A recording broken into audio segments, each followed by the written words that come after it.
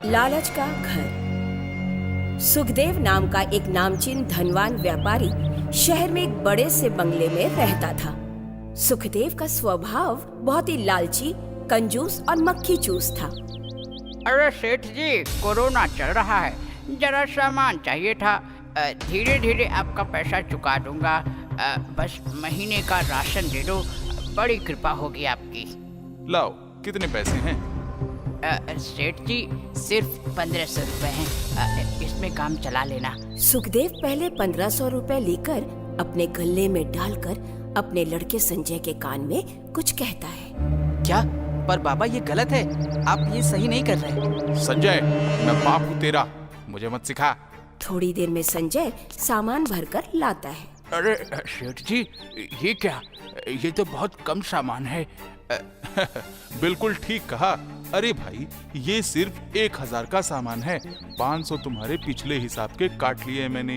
अरे पर सेठ जी, इसमें तो हमारा एक हफ्ते का गुजारा भी नहीं होगा। ये बहुत कम है। अच्छा, तो मैं क्या यहाँ कोरोना काल में खैराते बांट रहा हूँ क्या? चलो जाओ यहाँ से, निकलो। ग्राहक अपना सामान लेकर वहाँ से चुपचाप चला जाता है। बाबा, ये हमारा सालों पुराना ग्राहक था, आप क्यों ऐसे करते हो लोगों के साथ? तू फिर जुबान चलाने लगा? चल बंद कर दुकान, 4 बजने आ गए हैं, वरना फिर कहीं से फाइन न भरना पड़ जाए। सुखदेव और संजय दुकान और गोडाउन बंद करके मास्क लगाकर घर पर आते हैं। दरवाजे में ही सुखदेव की पत्नी दोनों पर सैनिटाइजर छिड़कती है। अरे क्या कर रही है? अब क्या सैनिटाइजर से नहलाओगी क्या?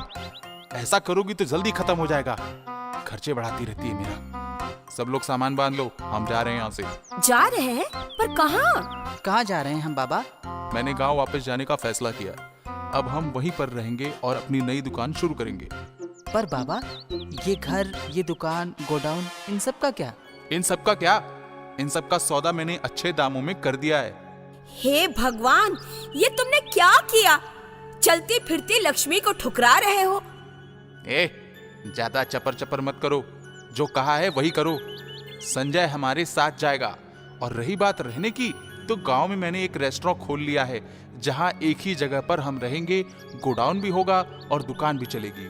इतनी बड़ी जगह है। चलो अब। इससे पहले अगला लॉकडाउन लग जाए, हम चलते हैं। कोई रास्ता भी तो नहीं है माँ? हाँ, अब आए लाइन पर। तुम्हें पता है, कोई रास्ता नहीं, शहर के हालात भी ठीक नहीं चल रहे। चलो भाई, टेम्पू वाला आकर खड़ा है, ज्यादा देर हुई तो उसे 200 रुपए ज्यादा देने पड़ेंगे। मीना मन ही मन में कहती है, हे भगवान, क्या करूं इनकी कंजूसी का। करोड़ों में घर बेचा और 200 रुपए के लिए खिचपिच। संजय, मीना और सुखदेव खुद सारा सामान टेम्पो में भरते हैं। सब टेम्पो में बैठकर शहर छोड़कर पालम खेत नाम के अपने गांव आते हैं। अरे सरपंच जी, नमस्ते नमस्ते। कैसे हैं आप? दूर से मास्क लगाइए सुखदेव जी। अब आप आए हैं तो एक बात सुन लो, जो बहुत सस्ते में आपको इतना बड़ा घर दिला दिया है।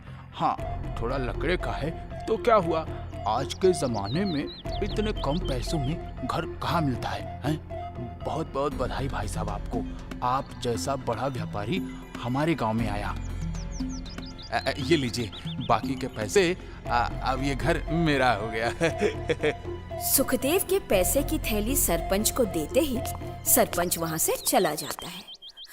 अरे, क्या हम यहाँ रहेंगे? इस घर की हालत तो देखो, लकड़ी का घर है ये। ऐसा लगता है कई सालों से इसकी मरम्मत नहीं हुई है। अरे बाबा, दुगने पैसे में शहर का घर बेचा और सस्ते में घर गांव में लिया। देखो कितना पैसा बचाया है मैंने, है ना? वैसे भी 15 दिन हम क्वारंटाइन हैं। हमें काम भी तो क्या है, कर लेंगे साफ सफाई। सब ठीक ठाक हो जाएगा। क्या जरूरत है मरम्मत की? फालतू पैसा जाएगा।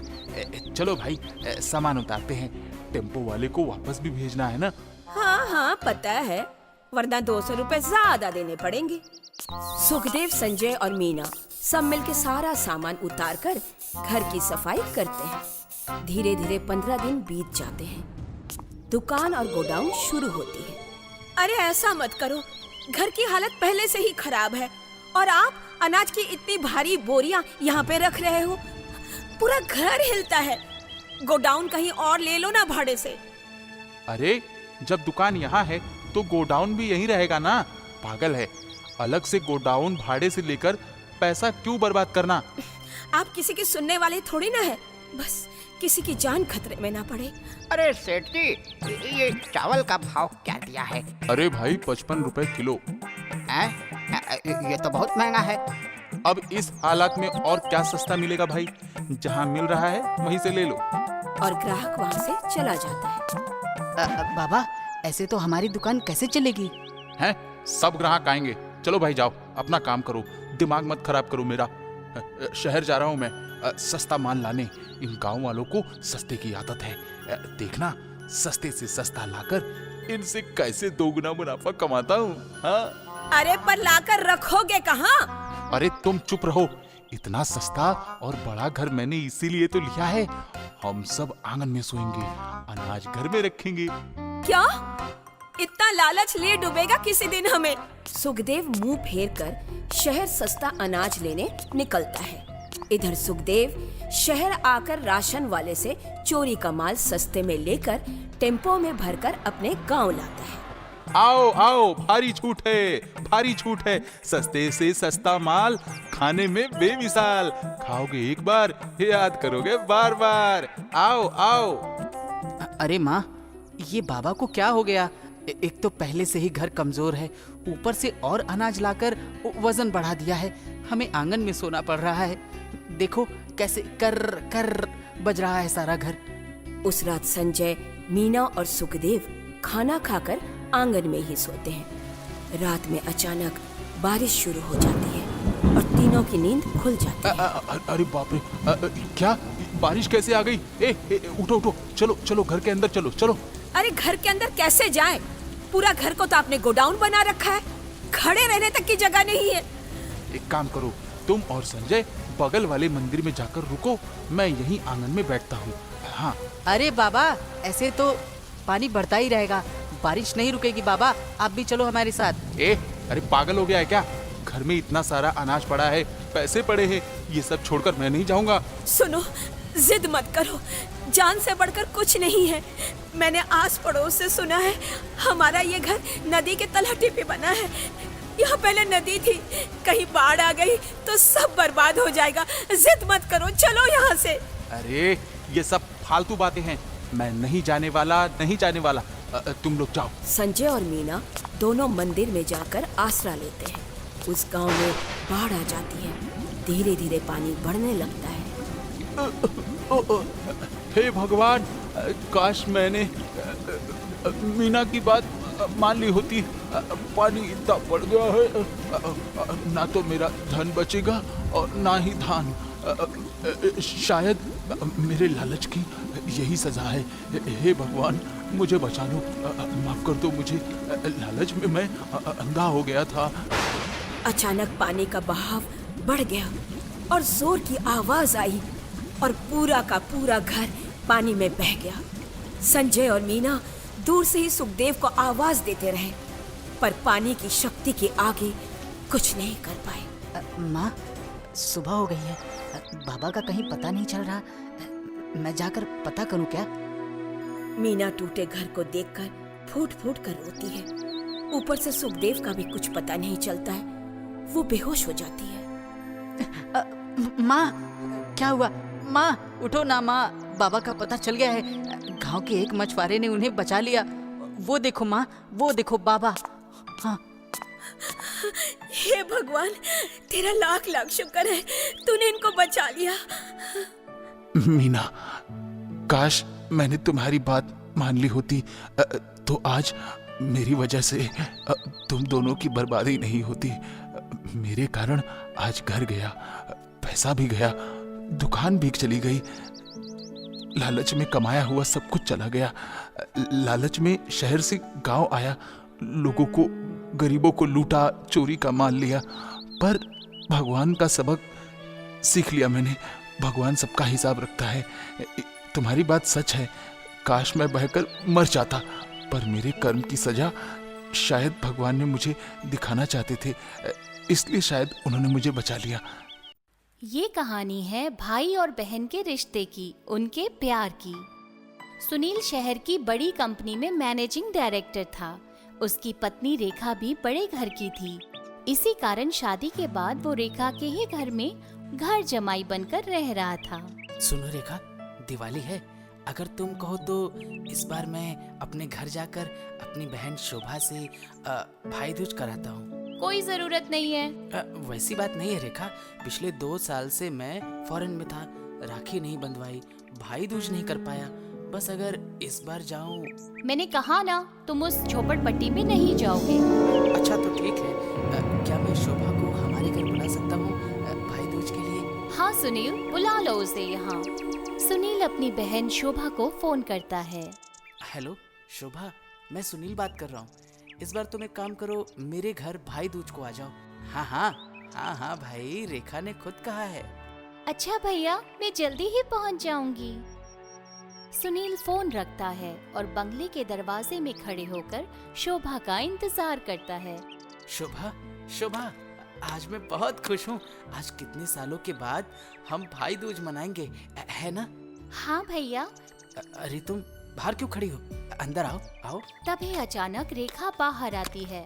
ओ महारानी, कहाँ चली आ रही हो? ये क्या कह रही हो रेखा? तुमने ही तो शोभा को भाई दूज के लिए यहाँ बुलाने के लिए कहा था। तो जाने दो ना भाभी। ओ भिखारन, भाभी किसे कह रही हो? अपनी औकात देखी है? आई बड़ी भाभी वाली। रेखा, मैंने कहा था मैं जाता हूँ। हाँ, मैंने कहा था इसे यहाँ बुलाने के लिए, पर भाई दूज के लिए नहीं। इसे जलील करने के लिए बुलाया, क्योंकि कुछ हिसाब बाकी था पुराना।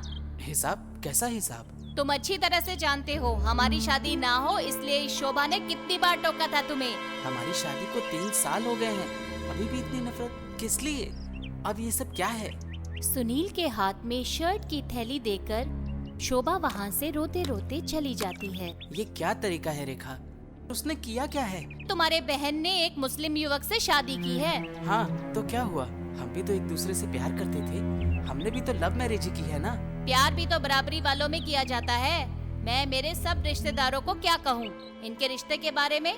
प्यार की कोई जात पात नहीं होती, ना ही कोई बड़ा छोटा रेखा। भले ही तुम पैसे से अमीर हो, पर सोच से बहुत ही गरीब हो। देखो सुनील, मैं इस बारे में बहस नहीं करना चाहती। मुझे आज के बाद इस घर में तुम्हारा कोई भी रिश्तेदार नहीं चाहिए। वह चाहकर भी चोरी चुपके भी अपनी बहन और माँ से नहीं मिल सकता था। अरे बेगम साहिबा, क्या हुआ आपको? क्यों रो रही हो? आज तो खुशी का दिन है, भाई दूज वाला दिन है। इमरान, आप सही कह रहे थे। वे कभी हमारे प्यार को नहीं समझेंगे। अरे शादी तो की है, हमने कोई गुनाह तो नहीं किया। धीरे धीरे शोभा और इमरान उस हादसे को भूल जाते हैं। बेटा शोभा, अब मेरी उम्र हो गई है। मेरी आंखें बंद होने से पहले मैं तुम भाई बहन को एक साथ देखना चाहती हूँ। माँ, तुम अच्छी तरह से जानती हो कि ये मुमकिन नहीं है। माँ और शोभा की बातें इमरान चुपके से सुन लेता है। इमरान ने कभी भी शोभा के भाई सुनील और उसकी पत्नी और उसके घर वालों को नहीं देखा था। जिस कंपनी में इमरान काम करता था, उसी कंपनी का मैनेजिंग डायरेक्टर सुनील था और सुनील को ये नहीं पता था कि वह उसका बहनोई है। एक दिन अचानक कंपनी में वो एक दूसरे से टकराते हैं। I am extremely sorry sir. अरे इट्स ओके, गलती मेरी थी, मेरा ध्यान कहीं और था। डियर सर, आपको कोई चोट तो नहीं आई? अरे नहीं, इट्स ओके, तुम इसी कंपनी में काम करते हो। जी सर, मैं आपको जानता हूँ कि आप यहाँ के मैनेजिंग डायरेक्टर हैं। अच्छा, क्या नाम है तुम्हारा? जी, मेरा नाम इमरान है। क्या हुआ सर, कहाँ खो गए? कुछ नहीं। इमरान, अब बातों से ही बहुत ही अच्छे इंसान लगते हैं। आपको देखकर किसी की याद आ गई, इसलिए खामोश हो गया था। चलता हूँ। कुछ दिन बीत जाने के बाद उस कंपनी में एक बड़ा हादसा होता है। उस हादसे में रेखा के भाई की मौत हो जाती है और उसके पापा को इमरान बचा लेता है। कंपनी का भी बहुत बड़ा नुकसान हो जाता है। यार इमरान, तुम्हारी वजह से मेरे ससुर जी बच गए, पर हम रेखा के भाई को नहीं बचा सके। वो बहुत दुखी हो गई है। बस ऊपर वाले से दुआ करता हूँ कि बड़े मालिक भी बहुत ही जल्द ठीक हो जाए। इमरान, क्या मेरा एक काम कर सकते हो? बोलिए सर। देखो, तुम्हारे बड़े मालिक अभी भी अस्पताल में हैं, पूरी तरह से ठीक भी नहीं हुए हैं। क्या तुम मेरे खातिर पापा के पास दवाखाने में रुक सकते हो? उनका ख्याल रखने के लिए पैसे की चिंता मत करना, तुम्हें जितना पैसा चाहिए मैं दूंगा। अरे सर, अगर ये सब पैसे के लिए करना होता तो मैं ऊपर वाले को क्या मुंह दिखाऊंगा। मैं आपकी परेशानी समझ सकता हूँ। आप बेफिक्र रहिए, मैं जाऊंगा, बड़े मालिक का ख्याल रखूंगा। कुछ महीने बीत जाने के बाद में रेखा के पापा की तबीयत में सुधार आ जाता है। इमरान की और उनकी अच्छी सी दोस्ती हो जाती है और फिर उनके डिस्चार्ज के दिन। भगवान का लाख लाख शुक्र है पापा, आप ठीक हो गए। एक रेखा को आपका ही तो सहारा है, गम में डूब गई है बेचारी। रेखा पहले जैसी रेखा नहीं रही। पापा अब आपको हिम्मत रखनी होगी, चलिए घर चलते हैं। अरे बेटा इमरान, तुम कहाँ जा रहे हो? क्या तुम हमारे साथ घर नहीं चलोगे? हाँ इमरान, तुम भी हमारे साथ चलो, अब तुम हमारे घर के सदस्य हो। इमरान, सुनील और सुनील के ससुर सब मिलकर घर पर आते हैं। बेटा रेखा, मैं जानता हूँ हमारे घर पर दुख का पहाड़ टूट पड़ा है, पर हमें इसमें से खुद को संभालना होगा। अगर ये इमरान नहीं होता तो शायद आज मैं जिंदा भी नहीं होता। मेरे बेटे को तो नहीं बचा सका, पर इस इंसान ने मुझे बचाया। अब तुम, सुनील और यही मेरा परिवार है। इमरान भाई, आपका बहुत बहुत शुक्रिया। ऐसे मत कहिए मैडम, सब ठीक हो जाएगा, आप खुद को संभालिए। ऐसा कहकर इमरान वहाँ से चला जाता है। कुछ ही दिन में रक्षाबंधन आने वाली होती है। रेखा पिछले रक्षाबंधन को याद करके रोती है और फिर राखी का दिन आता है। बड़े मालिक, क्या मैं घर के अंदर आ सकता हूँ? अरे आओ बेटा आओ, ये घर भी तो तुम्हारा ही है, इसमें पूछने वाली क्या बात है? बोलो, कैसे आना हुआ? दवाखाने में सुनील साहब ने कुछ पैसे खर्च करने के लिए मुझे दिए थे, उन्हीं पैसों में से बचे हुए हैं। ये पैसे आप वापस ले लें, आपकी अमानत है। रेखा की आंखों में आंसू होते हैं। क्या हुआ मेम साहब, आप क्यों रो रही हैं? आज रक्षाबंधन है ना, रेखा को उसके भाई की याद आ रही है। बेटा रेखा, हमारा बेटा तो अब वापस आएगा नहीं, पर तुमसे एक बात कहूँ, इमरान मुझे मेरे बेटे जैसा ही है। अगर तुम चाहो तो इमरान को राखी बांध सकती हो बेटा। बेटा इमरान, तुम्हें कोई एतराज तो नहीं? अरे नहीं सर, मुझे कोई एतराज नहीं है, पर क्या? कुछ नहीं दीदी, आप मुझे राखी बांध सकती हो, मैं भाई होने का हर फर्ज निभाने के लिए तैयार हूँ। इमरान, आज से तुम इसी घर में रहोगे। अब अपने परिवार को यहाँ लेकर आओ। क्या हुआ इमरान, तुम चुप क्यों हो गए? कुछ नहीं, मैं मेरी पत्नी के बारे में सोच रहा था। क्यों, क्या हुआ? मेरी पत्नी भी कुछ सालों से रक्षाबंधन नहीं मना पाई। वो किसी से कुछ कहती नहीं, चुपचाप अपना दुख सहती रहती है। आज ही रक्षाबंधन देखकर मुझे उसकी याद आ गई। आपके ही जैसा उसका भी एक भाई है। भाई, आप कहाँ रहते हो? आपकी पत्नी का क्या नाम है? मैं यहीं कुछ दूरी पर आसपास की बस्ती में रहता हूँ। मेरी पत्नी का नाम शोभा है। उसके साथ उसकी बूढ़ी माँ भी रहती है।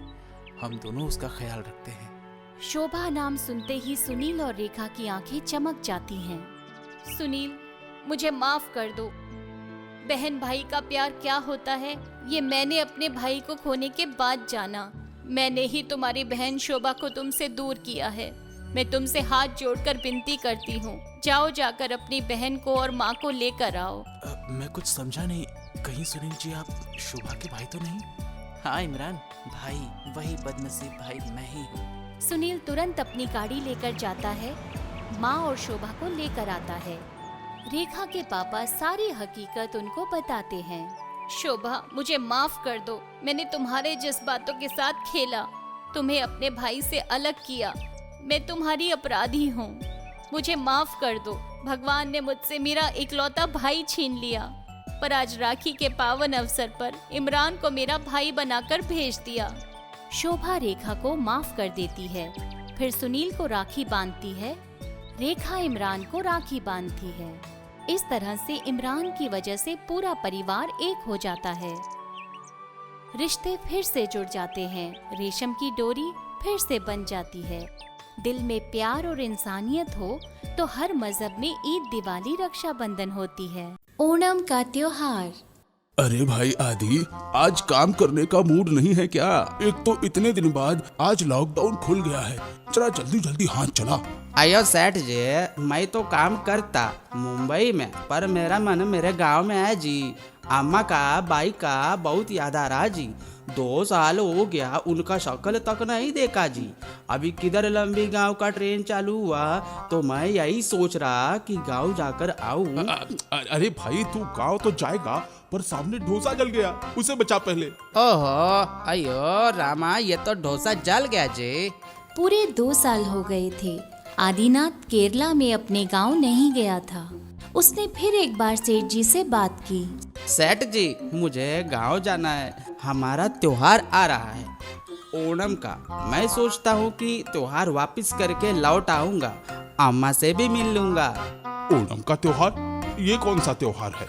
अयो सेठ जी, अपने इधर जैसे दिवाली रहता है, दशहरा रहता है, गणपति रहता है, वैसे ही हमारा केरल में 5 दिन का ओणम का त्योहार रहता है।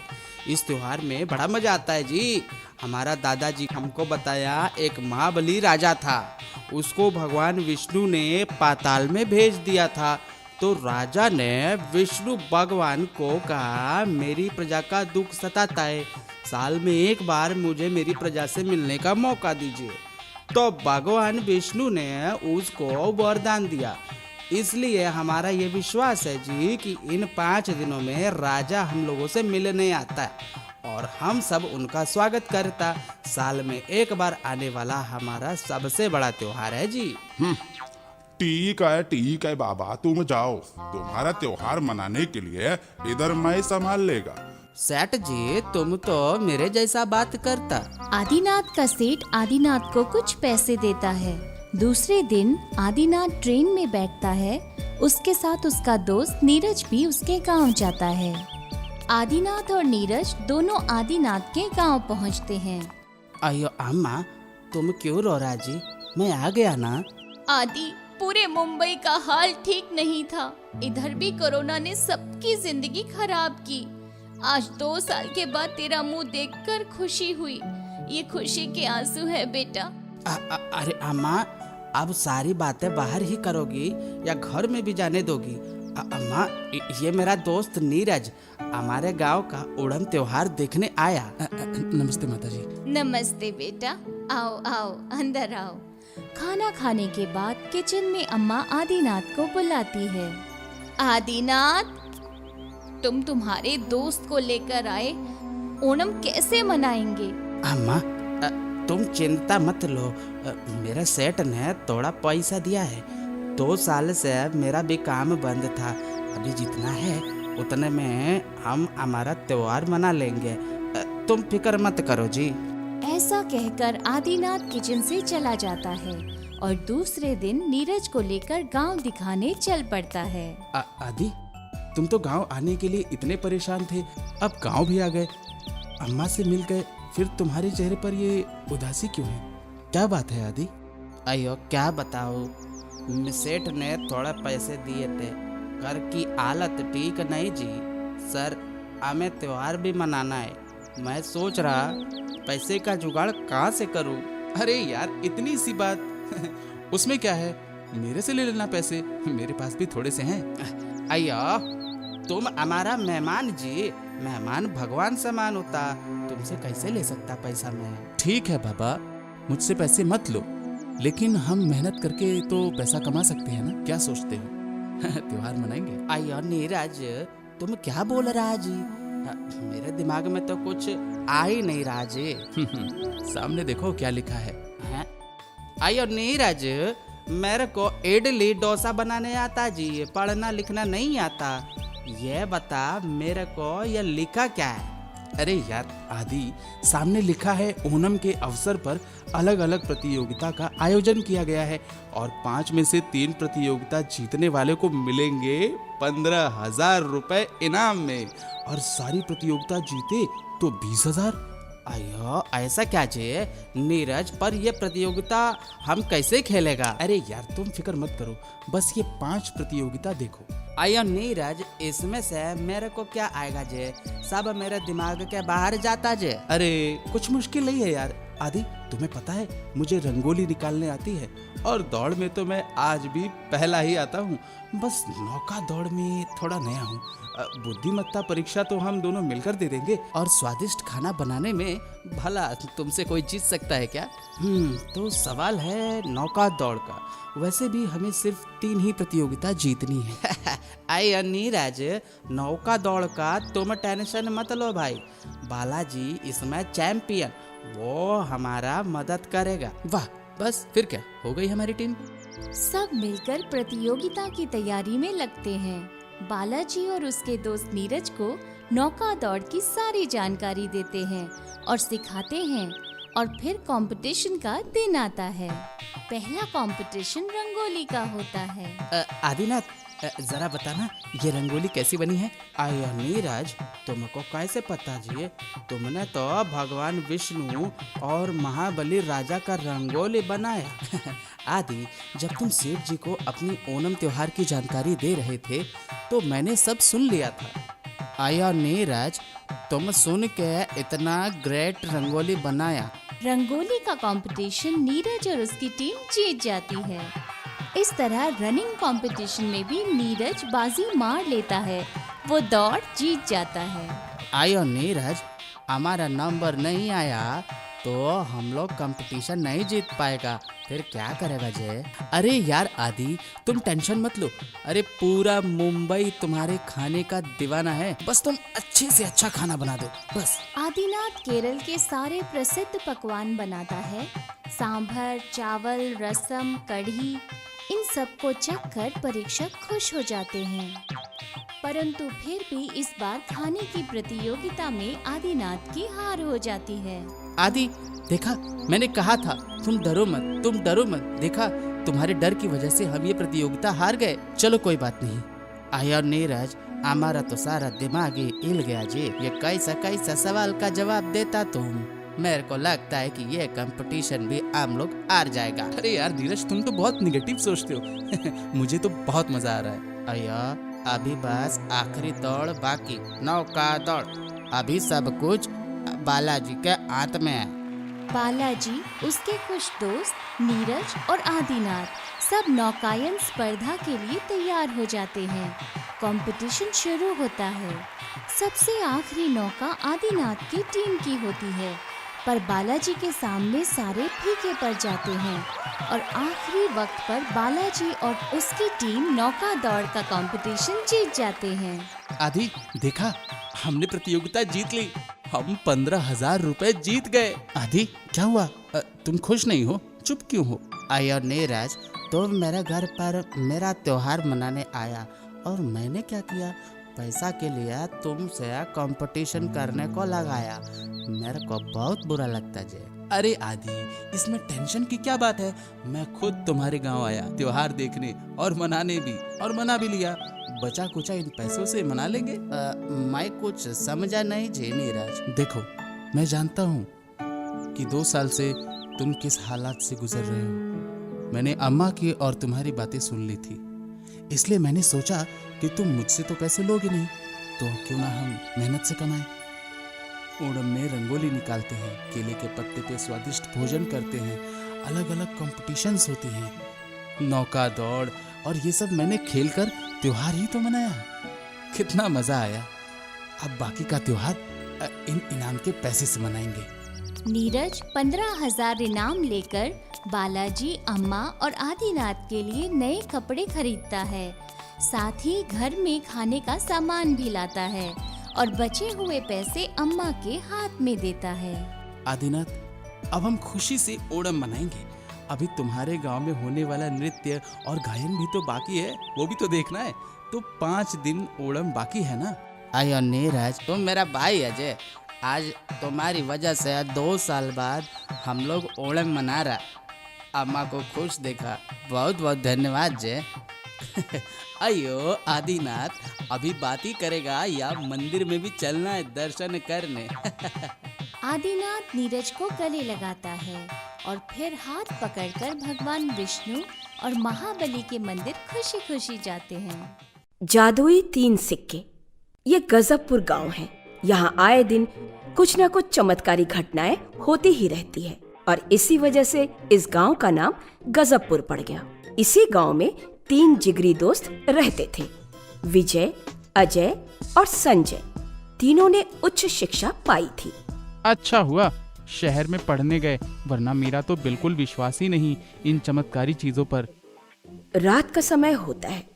तभी अचानक अजय के दादा संजय के पीछे से आकर संजय के कंधे पर हाथ रखते हैं। संजय डर जाता है। क्या हुआ, डर गए? इस गांव को वरदान है, यहाँ सदियों से चमत्कारी चीजें होती आई हैं। एक दिन तुमको जरूर विश्वास होगा, बाकी तुम्हारी मर्जी। चलता हूँ, अमावस की रात है, आज जरूर कुछ न कुछ होने वाला है। आत्माराम चला जाता है।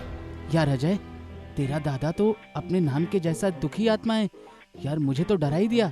तीनों दोस्त दादा का मजाक उड़ाते हुए जोर जोर से हंसते हैं। अरे यारो, चलो, लगता है जोर से बारिश आने वाली है। हाँ हाँ, जल्दी चलो, नहीं तो भीग जाएंगे यार। अजय, विजय और संजय तेज बारिश में खेतों के रास्ते से घर के लिए निकलते हैं। घना अंधेरा होने के कारण तीनों चलते वक्त अचानक 3 अलग अलग बड़े से गड्ढे में गिर जाते हैं। अरे ये क्या हुआ? मैं यहाँ कैसे आ गया? गड्ढा तो पहले कभी नहीं था। और विजय, अजय कहीं दिखाई नहीं दे रहे। ये क्या हो रहा है? संजय विजय और अजय को आवाज देता है। अरे अजय, ओ अजय, विजय कहाँ हो यार? अरे संजय, मैं यहाँ हूँ, इस गड्ढे में गिर गया हूँ। क्या? अरे यार, तुम भी गड्ढे में गिर गए हो? क्यों मजाक कर रहे हो यार? ये मजाक करने का वक्त नहीं है, गड्ढे में तो मैं गिरा हूँ। अरे यारो, मजाक मत करो, गड्ढे में तो मैं गिरा हूँ। बोला ना, कहाँ पर हो तुम लोग? अरे अगर तुम लोग भी गड्ढे में हो तो मुझे दिखाई क्यों नहीं दे रहे? इसका मतलब हम तीनों अलग अलग गड्ढे में गिर गए हैं। अचानक अमावस का चांद गायब हो गया।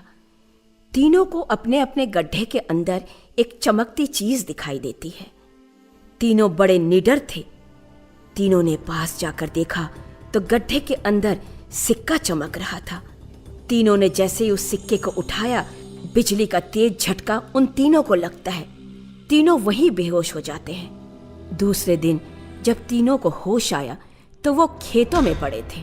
अरे सवेरा हो गया, मुझे बाहर किसने निकाला? विजय, संजय, उठो उठो, तुम लोग ठीक हो ना? कोई चोट तो नहीं लगी? आई तीनों अपने अपने घर पर बिना कुछ बोले निकल गए, मानो जैसे सांप सूंघ गया हो। 3-4 दिन तीनों को बहुत बुखार रहा और फिर चौथे दिन आज तबीयत जरा ठीक है, चलकर संजय और विजय से मिल आता हूँ। अजय अपनी साइकिल लेकर संजय के घर जाता है। विजय भी वहीं पर उसको मिलता है। यार, उस दिन जो हुआ कुछ अजीब ही था। कुछ अजीब नहीं था यार, तुम तो खामखा परेशान हो रहे हो। नहीं यार, सोचने वाली बात है। मैं तुम्हें बताने ही वाला था, पर मुझे बुखार आ गया था, इसलिए तुम्हें मिल नहीं पाया। मतलब तुम्हें भी बुखार आया था? तुम्हें भी बुखार आया था? मतलब तुम्हें भी बुखार आया था क्या?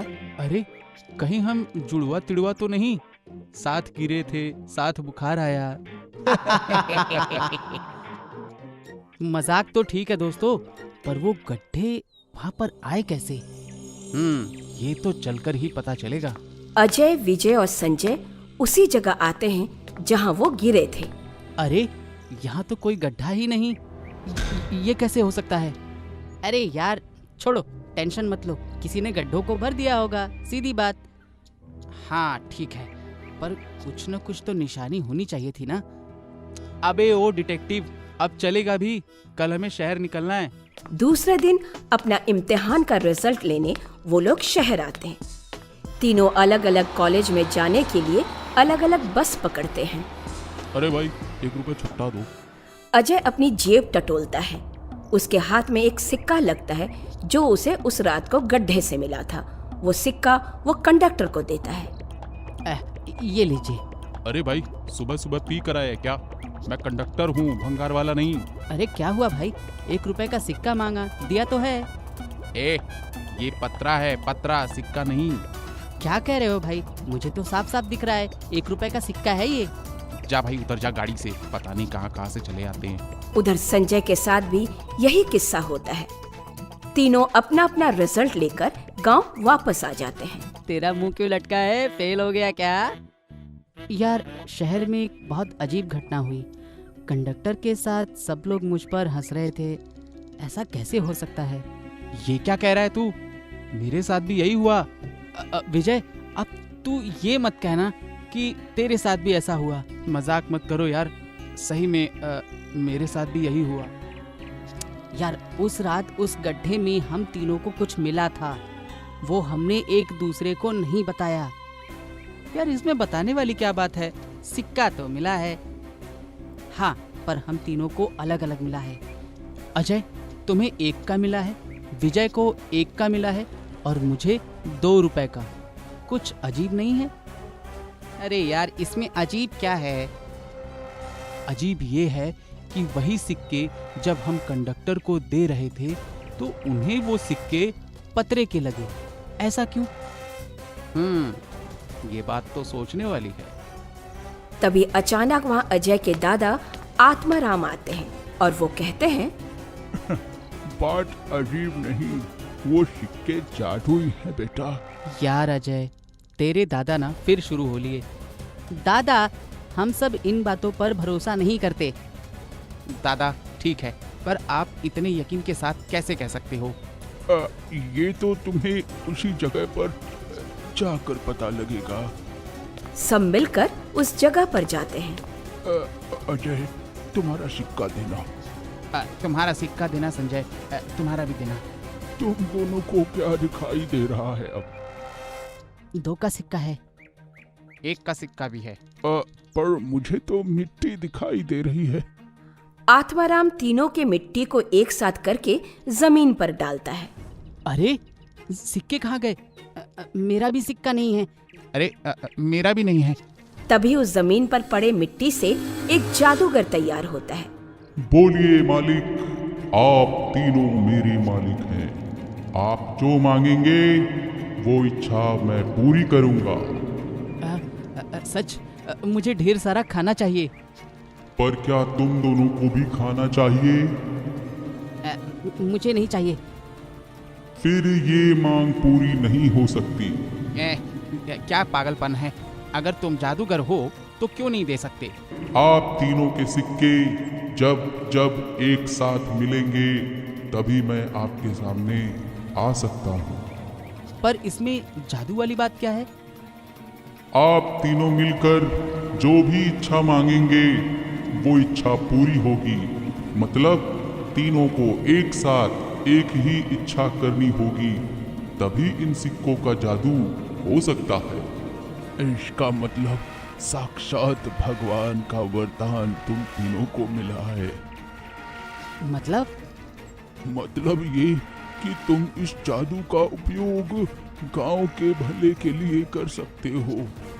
तो जो कुछ मांगना है गांव के लिए एक साथ मांगो और इसमें गांव की ही भलाई होगी। अजय, विजय और संजय मिलकर उस जादूगर से एक इच्छा मांगते हैं। हमारे गांव की नदी में पानी भर दो, सारे गांव की प्यास मिटा दो। देखते ही देखते सूखी नदी पानी से भरकर बहने लगी। अरे, ये तो चमत्कार हो गया। दादा, हमें माफ करिए, हमने आपकी बातों पर कभी भरोसा नहीं किया। हाँ दादाजी, आज से आप हमारे गांव के लिए इस जादू का इस्तेमाल किया करेंगे।